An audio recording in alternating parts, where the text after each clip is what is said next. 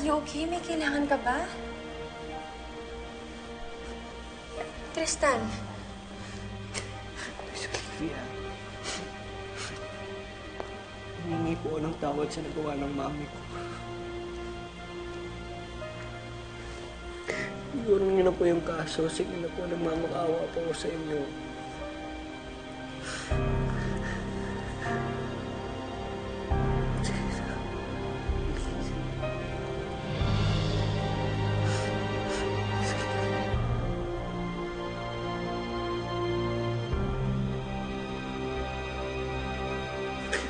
Nakikiusap po ako sa inyo.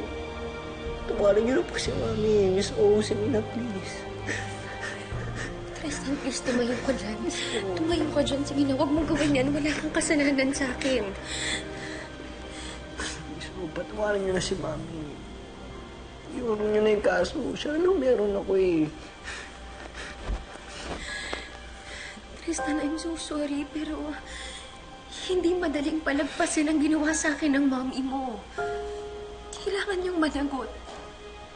Wala na yun sa mga kamay ko. Nasa kinauukulan na ang desisyon. I'm so sorry. Miss O, intindihin niyo na lang si Mami. Magpunin yung isip niya. Alam kong hindi niya gustong gawin yun. Hindi niya gustong gawin yung maniwala kayo, Miss O. Hindi niya gustong gawin yun. Alam ko na mali yung ginawa niya. Mali na pinagtatanggol ko siya, pero akala niya kasi inaapi siya eh. O, siya na lang yung meron ako. Hindi na siyang kunin. Sana, please. Oh. Tristan, I'm so sorry. Gustong-gusto kitang pagbigyan. Kaso pinagtangkaan akong patayin ng mami mo. Paano kung tuluyang merong nangyari sa akin? Sorry, Tristan, pero kailangan niyang pagbayaran yon. Sa korte na lang kami maghaharap ng mami mo. I'm sorry.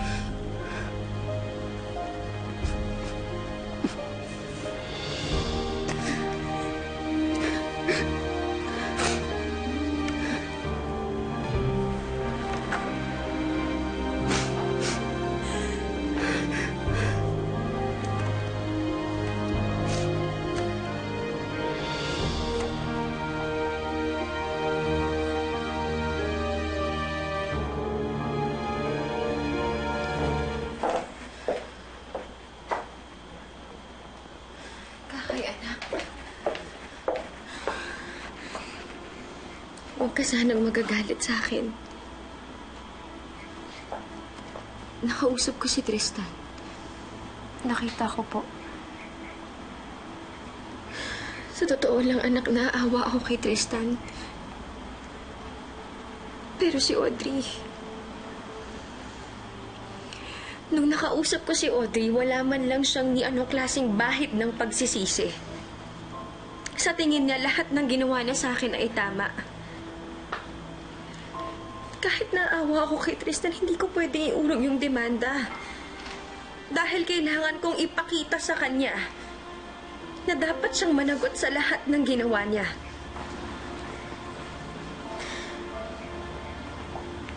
Alam mo po, nasasaktan din kayo na nahihirapan si Tristan. Kung ano man po yung desisyon niyo, hindi na po ako mangingialam dun. Ginagalang ko po yun.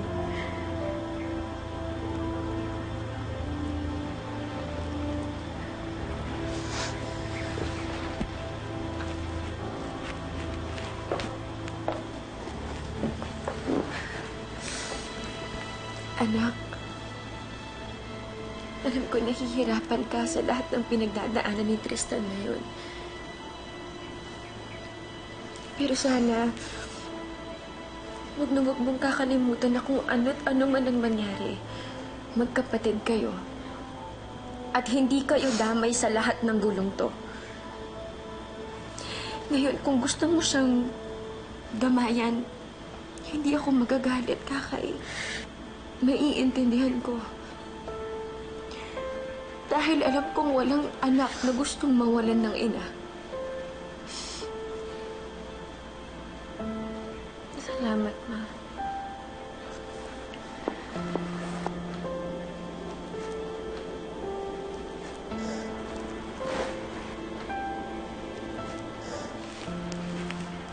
Huwag po kayo mag-alala.